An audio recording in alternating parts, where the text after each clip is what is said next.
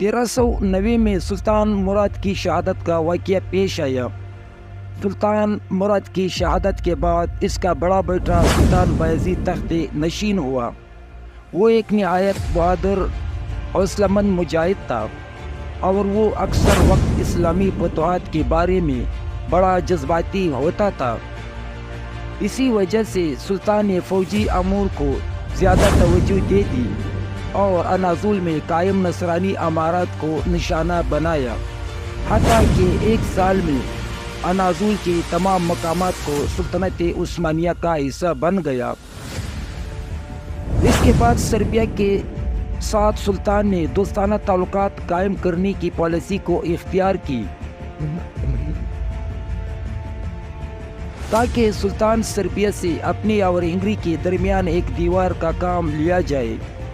سلطان ایک ایسی دوست مملکت کی ضرورت محسوس کرتا تھا جو ایشیا کوچک کی اسلامی ترقی، سلجوقی امارات کے بارے میں اسلامی نئی عسکری پالیسی میں کام آ سکے۔ اس لیے بایزید نے سربیا والوں کے ساتھ اتفاق کیا تھا۔ سربیا کے لوگوں نے بھی اس بات پر اتفاق کیا کہ سلطنت عثمانیہ کے ساتھ اس کا دوستانہ تعلقات بن جائے، اس کو عہدیہ بھی دی جائے اور سپاہیوں کی ایک مقرر تعداد بھی سلطنت عثمانیہ کی فوج کے ساتھ مل کر اور اس کے ساتھ شانہ بشانہ مل کر دونوں ایک ساتھ ہو جائے اور دونوں شانہ بشانہ دشمن کے مخالف کھڑا ہو کے لڑ جائے۔ اس لیے سلطان بایزید نے شاہزار کی بیٹی سے شادی کر کے معاہدے کو مضبوط کر دیا گیا۔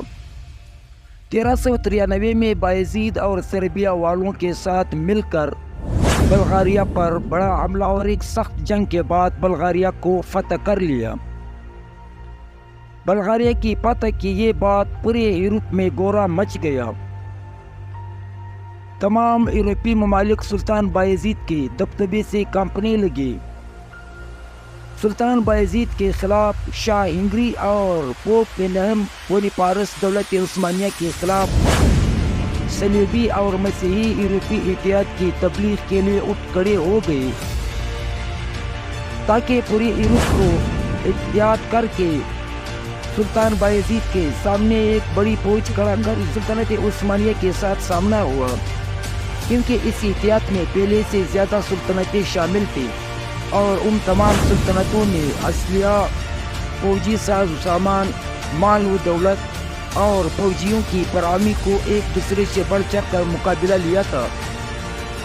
اس صلیبی فوج میں 12 لاکھ فوجی شامل تھے جو مختلف قوموں سے تعلق رکھتے تھے، جس میں جرمنی، فرانس، انگلستان، اسکاٹ لینڈ اور اٹلی بھی 96 میں اس اتحاد میں آگے قدم بڑھنا شروع کر لیا، لیکن ان کے درمیان جنگ ہونے سے پہلے اختلاف شروع ہو گیا، کیونکہ سپہ سالاروں اور سرداروں کے درمیان اس بات پر اتفاق نہیں ہوا، کیونکہ سردار لوگ چاہتے تھے کہ ہم انتظار کر کے جب عثمانی فوج اس پر حملہ کرے پھر ہم اس کے ساتھ جنگ لڑی جائے، لیکن سپہ سالاروں نے اس مشورے سے اتفاق نہیں کیا۔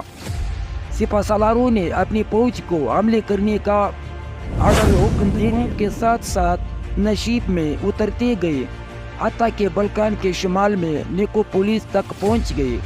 یہاں پہنچ کر شہر کا محاصرہ کر لیا اور شروع میں ان کو عثمانی فوجیوں کے مقابلے میں کامیابی تو مل گیا، لیکن کچھ دیر کے بعد بایزید اچانک نمودار ہوا۔ اس کے ساتھ تقریباً 1 لاکھ سپاہی تھے۔ یہ تعداد صلیبی لشکر کے سامنے بہت کم تھے، لیکن عسکری نظام اور اسلحے کے لحاظ سے وہ یورپیوں پر فوقیت رکھتے تھے۔ شروعات میں بہت سے نصرانی مر گئے اور کچھ بھاگ گئے، لیکن ان کے بہت سے بڑے بڑے قائد گرفتار ہو گئے۔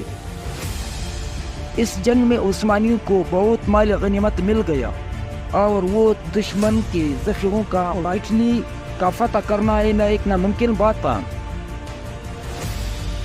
فرانس کے بڑے بڑے رئیس جن کی تعداد بہت زیادہ تھی وہ بھی گرفتار ہو چکے تھے، جن میں کاؤنٹ ڈی نیپر کا نام بھی سرفہرست تھا۔ سلطان نے ان قیدیوں سے پیدیا لے کر رہا کر دیا۔ کانٹ ڈی نیپر کو بھی رہائی مل گئی، جس نے قسم کھائی کہ وہ جنگ کے لیے وہ دوبارہ کبھی عثمانی فوج کے سامنے میدان میں نہیں اترے گا۔ لیکن سلطان بایزید نے اس سے کہا کہ میں تم کو اجازت دیتا ہوں، اگر تم دوبارہ میرے خلاف میدان جنگ میں اترنا چاہو تو بالکل آپ کسی بھی میدان میں اتر سکو گے، کیونکہ مجھے اس لیے زیادہ کوئی چیز عزیز نہیں ہے کہ میں یورپ کے تمام مسیحوں سے لڑوں۔ اور ان کو پتہ اصلی جس کا غرور اس حد تک بڑا ہوا تھا، اور وہ اپنی فوجی قوت کے بارے میں اس قدر پر اعتماد تھا کہ اس نے کہا تھا کہ اس دنیا میں میرے سے زیادہ کوئی طاقتور نہیں ہے۔ ریاشہ انگلی بھی فرار ہو گیا، اس کے ساتھ روڈس کے گھڑ سوار دستے کا رئیس بھی تھا۔ جب یہ دونوں بگوڑے بے رحم ہو کر فرار ہو گئے، اس عظیم کامیابی کا بایزید کے دل پر بہت اثر ہوا۔ سلطان نے مشرق کے اسلامی ممالکوں کی خدمت میں قاصد قابلے میں کامیابی کی خوشخبری بھی دے دی۔ سلطان کے قاصد جب مسلمانوں کے ملکوں کے درباروں میں پہنچ گئے تو مسیحی قیدی بھی ان کے ساتھ تھے۔ یہ قیدی ان بادشاہوں کو تحفے میں دے گئے تھے۔ نیز یہ اس بات کی دلیل تھی کہ سلطان بایزید کو یورپ کے مقابلے میں بہت بڑی کامیابی حاصل ہوئی ہے۔ اس فتح سے سلطان بایزید نے سلطان روم کا لقب اختیار کیا، جو اس بات کی دلیل تھی کہ دولت سلجوقیہ کی وراثت کا وہ امین اور صادق ٹھہرا ہوا ہے۔ عناصر پر اسے اقتدار حاصل ہو گیا۔ سلطان قاہرہ میں مقیم عباسی خلیفہ کی خدمت میں بھی قاصد روانہ سے مطالبہ کیا کہ اس لقب کا اعتراف کیا جائے۔ اس ٹائم ہزاروں مسلمان عناصر کی طرف آنا ہجرت شروع کی۔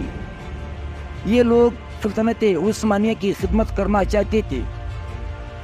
مہاجرین میں ہر قسم کے لوگ تھے۔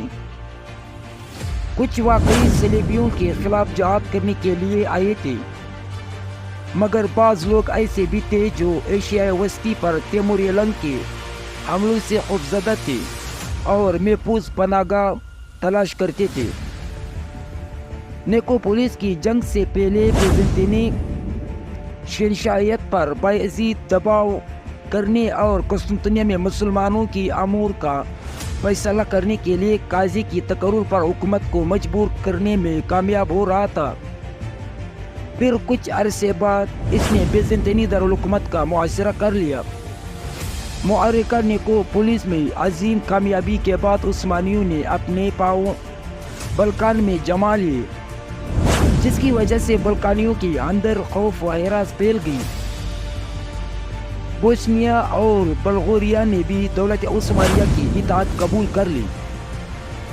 عثمانی لشکر نے نصرانی جاری رکھا تاکہ انہیں کسی میدان میں واپس آنے کی ہمت نہ ہو۔ بایزید قسطنطنیہ فتح کرنا سلطان بایزید کو بہت اہمیت رکھتے تھے، اس لیے اس نے ایک لشکر جرار لے کر آگے بڑھا اور بیزنطینی دارالحکومت کا سخت محاصرہ کر لیا اور اس پر ہر طرح کی سختی کر لی، حتیٰ کہ شہر فتح ہونے میں چند دن باقی تھے، یا ایسے سمجھو کل یا پرسوں فتح ہونے والا تھا کہ اچانک سلطان بایزید کو اپنا محاصرہ اور اس انتظار میں تھا کہ آج یا کل کسی وقت اس قدیم دارالحکومت کا سقوط عمل میں آتا ہے کہ سلطان ایک نئے خطرے سے نمٹنے کے لیے محاصرہ اٹھا کر مشرقی علاقوں کی طرف روانہ ہو گیا۔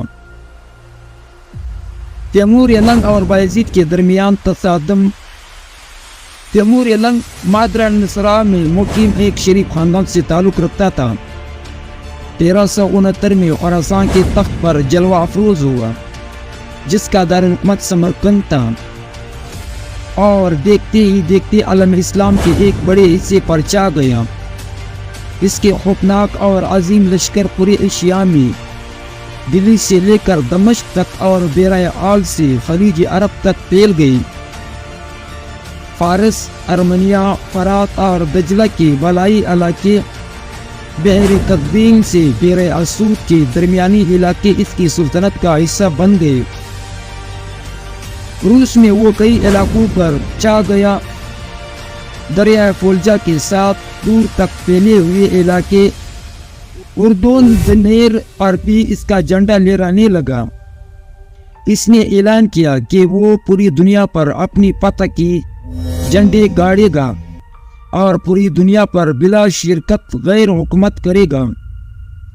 وہ اکثر کہا کرتا تھا یہ ضروری ہے کہ زمین پر صرف ایک شخص حکمرانی کرے، کیونکہ آسمانوں میں صرف ایک تیمور لنگ بہادری، حرب عبقریت اور سیاسی مہارت جیسی اعلیٰ صفات سے متصف تھا۔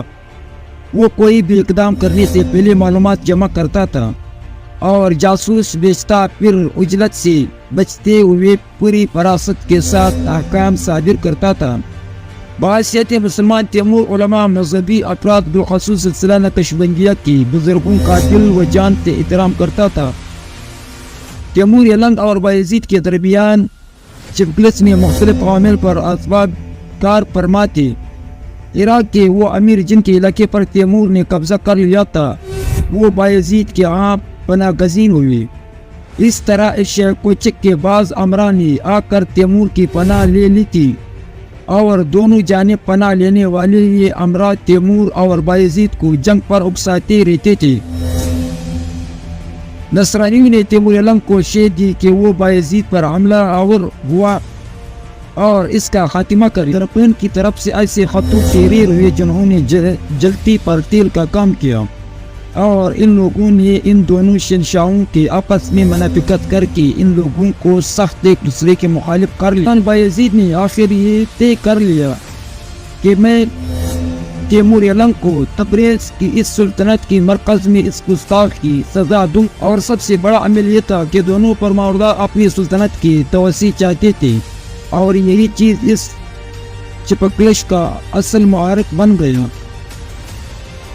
اس پر قبضہ کر لیا اور شیر کے محافظ لشکر کو، جس کی قیادت بایزید کا بیٹا ارطغرل کر رہا تھا، اسے شکست دے دی۔ بایزید بھی 2 لاکھ مجاہدوں پر مشتمل ایک لشکر لیے 1402 کو تیمور لنگ کے مقابلے کے لیے انقرہ پہنچا۔ دونوں فوجوں کا آمنا سامنا ہوا۔ 20 جولائی 1402 کو تیمور اپنا لشکر جرار لے آگے بڑھا۔ دونوں لشکر آپس میں ایک دوسرے کے ساتھ آمنے سامنے ہو گیا۔ مغلوں کو کامیابی ہوئی، بایزید گرفتار ہوا اور قید کی حالت میں 1 سال بعد رائی ملک کے عدم ہو۔ تیمور لنگ کے مقابلے میں بایزید کی ناکامی کی وجہ اس کی عجلت اور وہ جنگی جنون تھا جس کی بدولت وہ اپنے مد مقابل کی صحیح طاقت کا اندازہ نہ لگا سکا۔ اپنے 20 لاکھ فوج کی ہمراہ جہاں بایزید نے پڑاؤ ڈالا تھا، وہ جیسے میدان کا راز کے طور پر منتخب کیا تھا، وہ کسی لحاظ سے جنگ لڑنے کے قابل نہیں تھے اسے میدان جنگ منتخب کیا جائے۔ پھر تیمور کے فوج اور بایزید کی فوج کی تعداد کے لحاظ سے ایک جیسی نہیں تھی۔ تیمور کی فوج 80,000 جنگجو پر مشتمل تھی۔ پھر بایزید کے بہت سارے فوجی تو پانی کی عدم دستیابی کی وجہ سے پیاس سے مر چکے تھے، کیونکہ بلا کی گرمی پڑ رہی تھی۔ جنہیں دونوں لشکر آپس میں